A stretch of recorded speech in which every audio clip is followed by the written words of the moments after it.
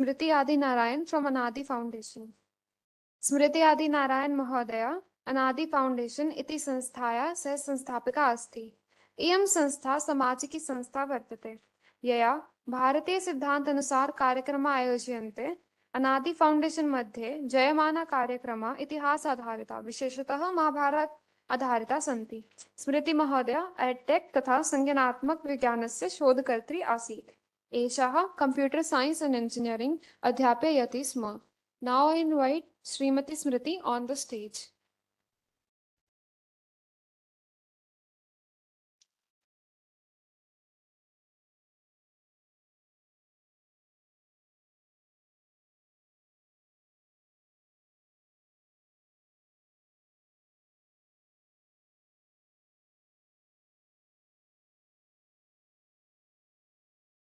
Very happy to be here, and I know I'm holding the stage for the dignitaries to do the valedictory address.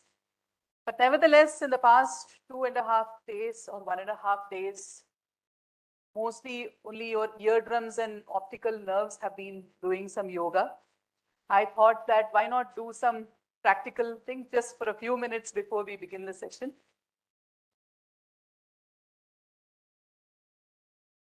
We'll do what is called part of the Pavana Muktasana. Of course, I'm just assuming that you all have a light stomach, but this is the light demo, so you don't have to worry about it. So what you can do is you can stretch your arms in front of you and just move your fingers, clench your fists and release. Fist rotation. Bend your arms and stretch. Do it vigorously, as vigorously as possible. Just be careful of the one sitting in front of you. Let's do the shoulder rotation.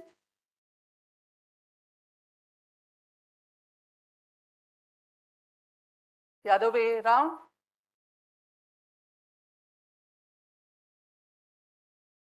And let's do a self-hug. If you don't have anybody to hug, if you feel lonely, this is one way to cope up with that. Clockwise and anti-clockwise.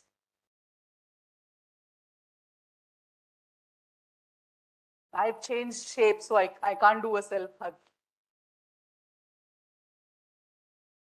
Let's do a gentle neck rotation. Neck rotation, you have to be very careful. Let's do a gentle neck rotation.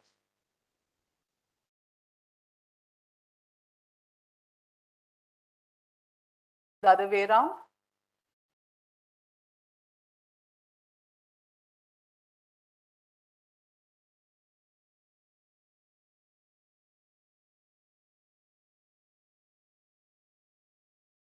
Let's do one simple pranayama practice. It's called the Ujjayi pranayama. The Ujjayi pranayama is done by producing a hissing sound in the throat. We did it in the workshop. So one way to look at the Ujjayi pranayama is you open your mouth and produce the ha sound. So the same sound you produce with your mouth closed, okay? From the throat.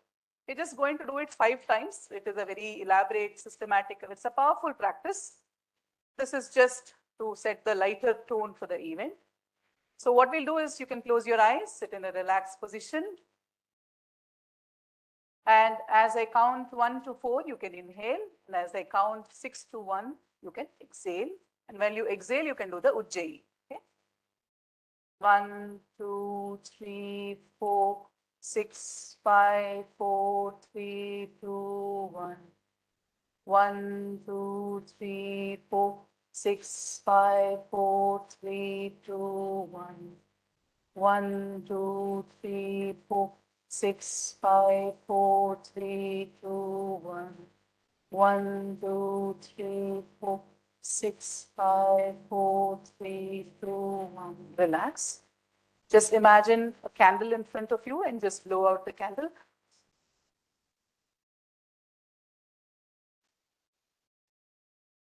Just relax. Thank you. So hope you're feeling much better now.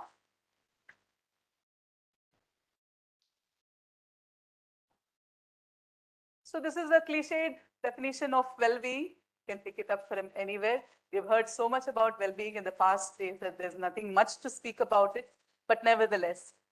So it's not just about physical well-being, as Sir was mentioning, it's not just about the asanas being a physical practice, but it is also a certain mental happiness. Now we've included the spiritual aspects as well in a conscious manner in the business space, in the education space and everything. But when looked at from an Indic perspective, one can talk about health and harmony at all levels of the Panchakosha, right? Professor Michel Danino spoke about the Panchakosha in educational context. So it is not just about education, it is also about our life context. How do we evaluate or look at our lives? If we look at ourselves only about the amount of money we have made or about the degrees that we have acquired, it means it's only a one-dimensional view of ourselves. But if we look at the amount of effort that we've put on in developing all the koshas or a balanced view of the koshas, then we have a harmonious view of ourselves. There are different ways to define the koshas. The Taittiriya Upanishad has detailed views on the Panchakosha, but nevertheless I've picked the definition from the Tattva Bodha, which is a Prakarana Grantha of Vedanta or Advaita Vedanta. So the Annamaya Kosha is to do with the physical aspect. So Anna Rasainaiva Bhutva, Anna Rasainaiva Vriddhin Prapya, Anna Rupa Prithivyam Yad Viliyate, Tad Annamaya Koshaha. So whatever grows and nourishes because of food is there because of food and goes back to the earth, which is of the nature of food or matter, that is called Annamaya Kosha. So you need to pay attention to your food and the activities that you engage in, Ahara and Achara, in order to keep the Annamaya Kosha healthy. Pranamaya Kosha, when you see, it is the Pancha Prana plus the Karmendriya. So when you say neural signals, they flow from the brain and then they help you to actionate in this world. So you speak, you move your arms, you move your feet. There is excretion and reproduction. These are the karmendriya or the faculties of these action, and they are powered by the prana, apana, vyana, samana, anudana, and of course there are other pranas as well. So the prana moves throughout the body, helping you to actionate in this world. And one of the ways by which the prana depletes, of course, there are multiple things. One is, of course, if we overload our stomach, then also the prana depletes. But nevertheless, rumination is one cause of the prana depleting. Throughout the day, we keep playing things in our mind like a tape recorder, thinking about the same thing. Somebody told something to you. We have the whole day to think about how all you're going to counter that person next time you meet them. It's like you play the dialogues. I'm going to say this, I'm going to say this. How can this person say this to me? So this rumination happens throughout the day, and this depletes. One of the reasons why the prana gets depleted and we feel very tired at the end of the day is because of the depletion of prana. So pranayama, of course, enhances the pranamaya kosha, and spending some time in nature, this enhances the pranamaya kosha. Manascha jnanendriya panchakam militva yo bhavati sa manomayaha koshaha. So when we talk about the component of the system, which includes the mind plus the jnanendriya are the senses, auditory sense, olfactory sense, the tactile senses, gustatory senses, and the visual senses. So this combined with the mind constitutes the manomaya kosha. And how do these senses function? So you're all looking at me, but if the mind doesn't participate, or you're looking at the slides, if your mind doesn't participate, your optic nerves, everything is working, but nothing gets recorded within you. So it means the participation of the mind becomes a very key process here, and it's filled with some, thoughts and emotions. Sankalpa vikalpatpakam manaha. So sometimes it is determinate, sometimes it is indeterminate. It flows in the ways it wants to.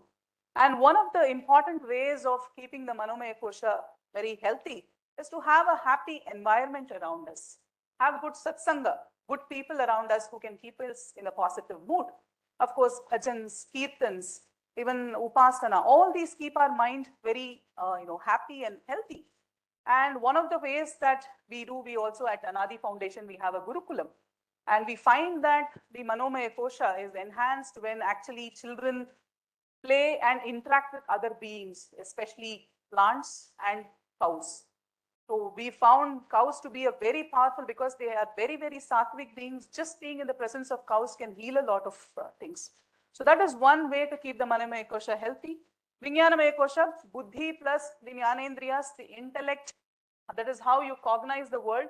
Most of what we do in a lecture, in a session, in our classes, in the educational process is to do with stimulating the Vijnanamaya kosha.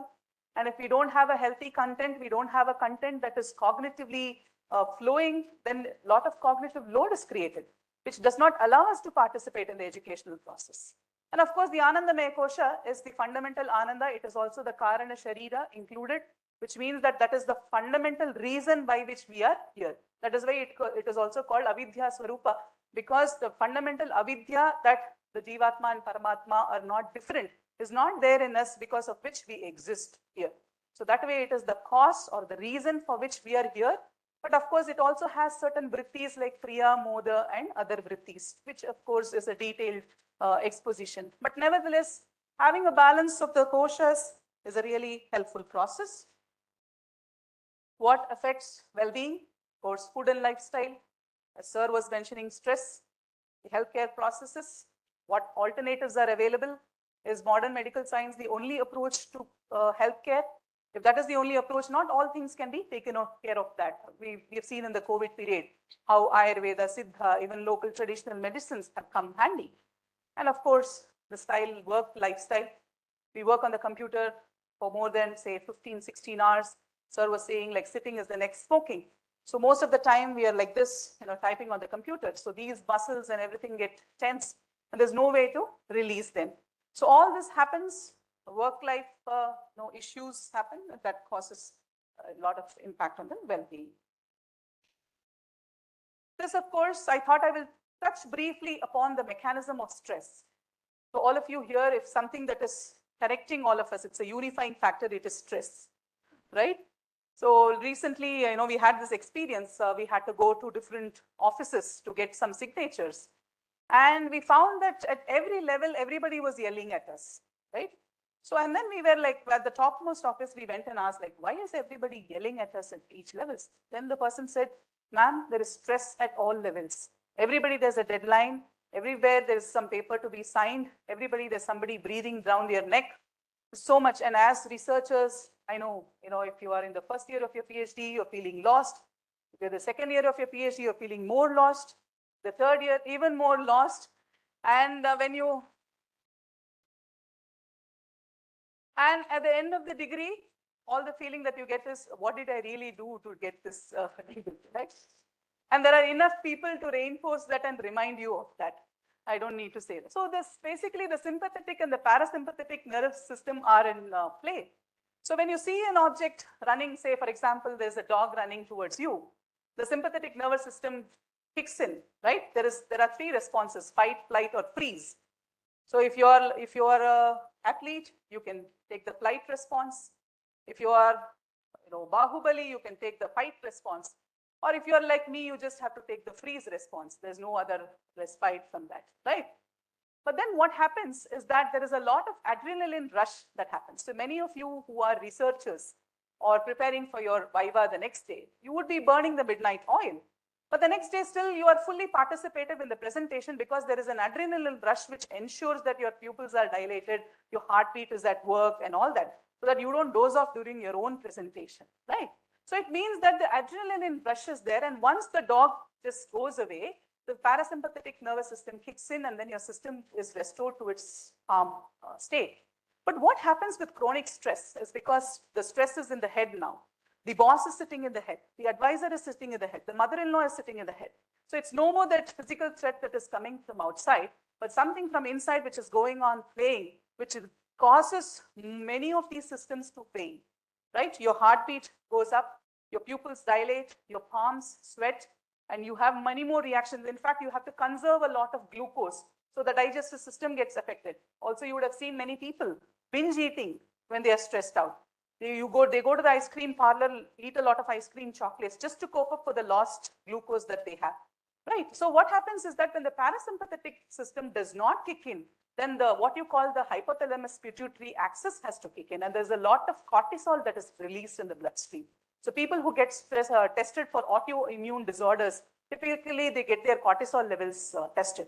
And this can become very, very harmful for the system because the immune system goes haywire at this stage. So this is how it works. You have the hypothalamus, the pituitary axis, which kicks in when the parasympathetic system is not able to cope up with the stress. Then the release of cortisol, it travels to the bloodstream and it impacts the immune system. That is why we get many people, many women especially, they are prone to problems like rheumatoid arthritis, right? That is clearly a lifestyle issue and also related to stress. And there is also a lot of weight gain. All of a sudden, you would see people with puffy eyes. Suddenly, they've gained weight. This thyroid hormone is going haywire. Many of these issues crop up because of this problem of stress, and that's a very, very prevalent thing amongst youngsters, even children. When you go to kindergarten children, or probably primary school children, somebody would just say, you know, I am stressed out, because neither the content nor the pedagogy nor the educational ecosystem is able to keep them calm. In fact, what we've seen at our own Gurukulam, we have 30 children at the Gurukulam, and about 40% of their time, especially the age group of 8 to 10, is spent on the trees, right? They just play in the ashram, they just climb on the trees.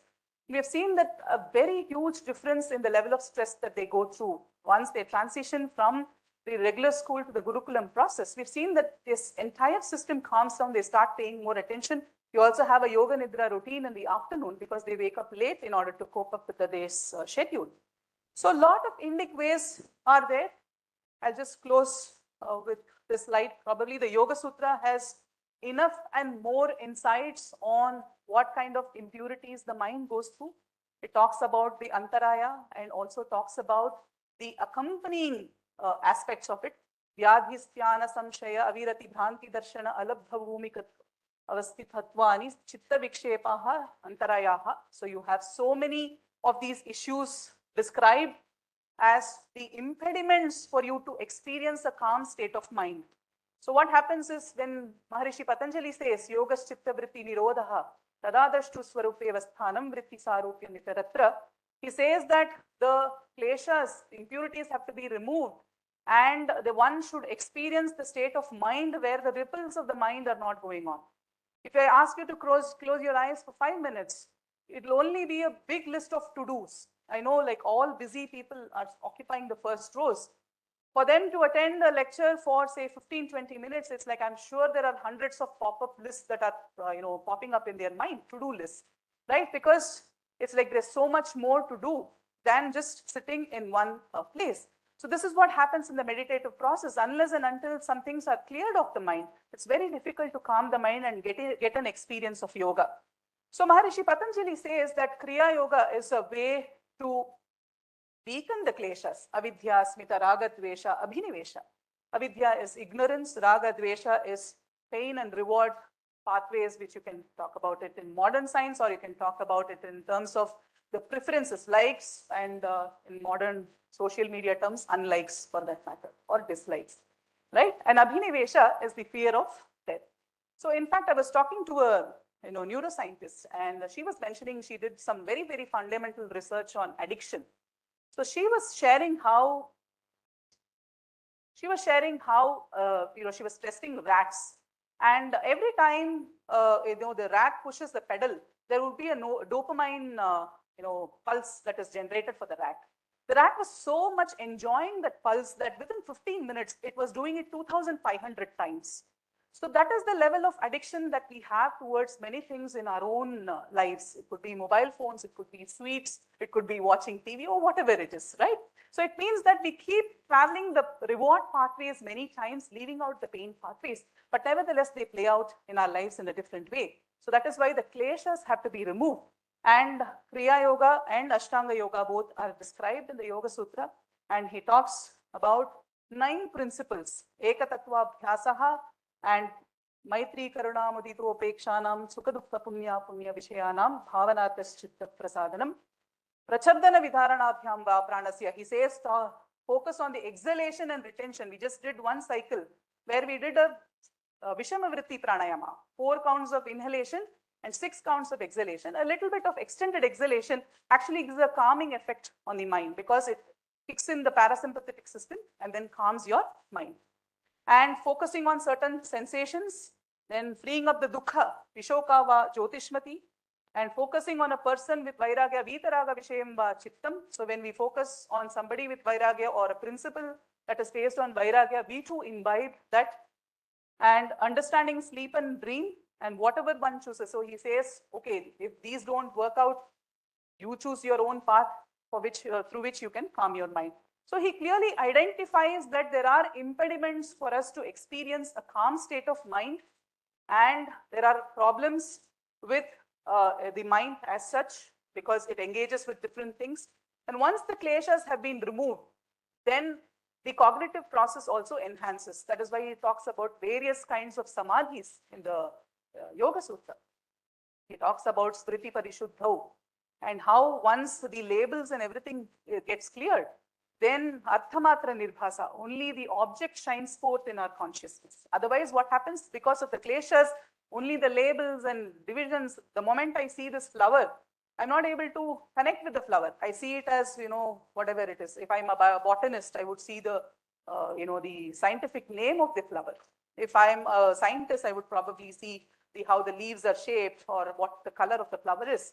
But the object as such, the object of my meditation does not shine forth in my chitta because of all these impediments. And many, many more ways are given in the Yoga Sutra. I would definitely recommend all of you to have one thing, of course, is to enroll yourself in a practical yoga session. Spend every time, as Sir was mentioning, 5 minutes, 10 minutes, 15 minutes, whatever you get, practice yoga. And beautifully mentioned in the Puranas that the way to remove the impurities of the body is through tapas, of the mind is through the dhyana, and of the vak is through japa. So all these methods are available in our shastras to purify the mind, to purify the entire system, to have a pure kosha, so that you may travel on this path with a lot of success in whatever you take up. Could be research, could be sadhana, could be whatever, your business endeavors as well. So thank you all for this opportunity and patient hearing. I'm just leaving this here. There's so many numerous scientific studies. I used to be a researcher. Now I'm more of a person who runs an ashram with children and cows. Those are my children at the moment. But nevertheless, I do understand the power of research. It's very important. Especially in the path of yoga, what I've observed is the moment a little bit of adhyatma enters us, then we start questioning, why do I need to prove this using instruments? But I've seen that for a certain acceptance, for us to play a very important role in the world stage, research is important, product development is important, the startup ecosystem is important. So I've been on these multiple worlds. I do understand the importance of this fundamental research. It could even be trials, it's not a problem. That should also be done. Deeper research in terms of, there are some, yesterday I discussed in the workshop, there are a lot of cognitive architectures that can be explored. One can take up machine learning and big data, look at all the neuroscience data that is generated through yogic practices. Tons of data is available. So all these possibilities exist, and I will definitely recommend that you integrate some of these in your current research or probably look at future research in these areas. Namaste for the hearing.